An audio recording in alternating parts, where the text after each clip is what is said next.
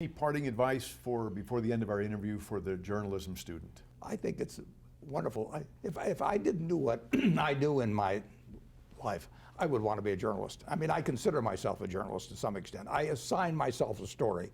I say, is the Washington Post Company worth $22 a share in 1973? I say, you know, is the BNSF Railroad worth us paying $34 billion? I assign myself the story. It's my working hypothesis that it is, but then I go and look for the facts, and I try not to be selective about the facts that I use as input. So journalism, it's fascinating. You know, I love it. I would say that A, you should always observe that rule about not letting the hypothesis determine the story. B, you've got to learn. You've got to learn about accounting. You've got to learn about how business works if we're talking about business journalism.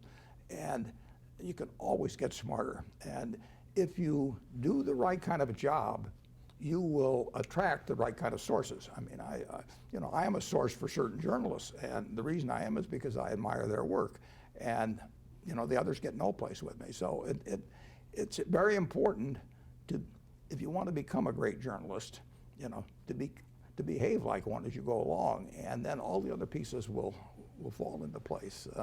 And you want to have a curiosity about business. You know, there are so many good stories that haven't been written yet, a few of them which I know.